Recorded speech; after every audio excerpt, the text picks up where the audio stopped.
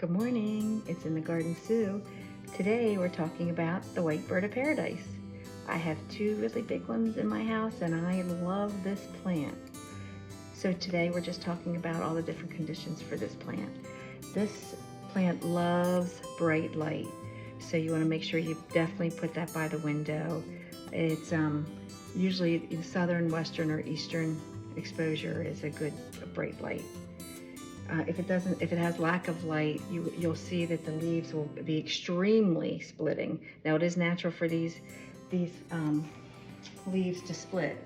They split naturally in their habitat, especially with the wind and everything, and that's perfectly natural.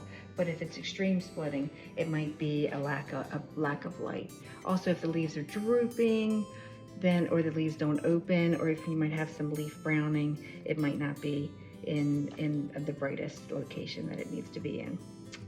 Watering is the next thing. So you want to make sure that you water your plant.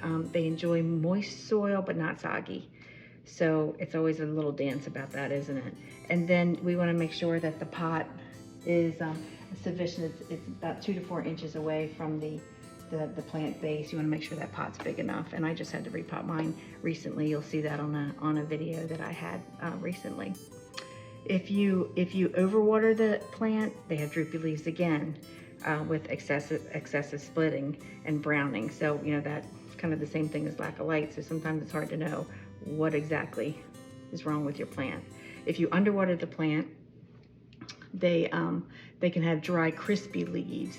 So you can tell that's a little different than the browning on the edges of the leaves. So you want to look at that. And then a lot of times at the base of the plant, you'll have leaves that are shriveled up and brown. Let's see, another thing is leaf care. So I'm kind of bad on this and I should do better.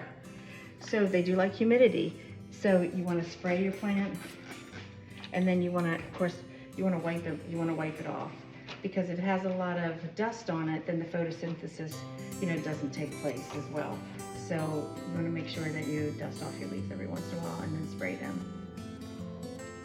And then another thing that you want to do is make sure that your base here, I have a pot in a pot.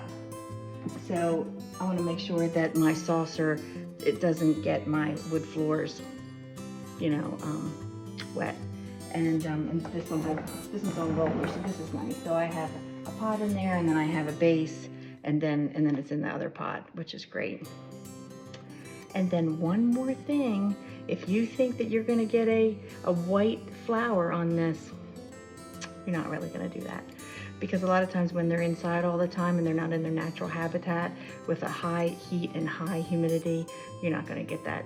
You're not gonna get that white bird of paradise flower. But still, this is a great plant, and this is why I buy it, because it's so tropical and beautiful.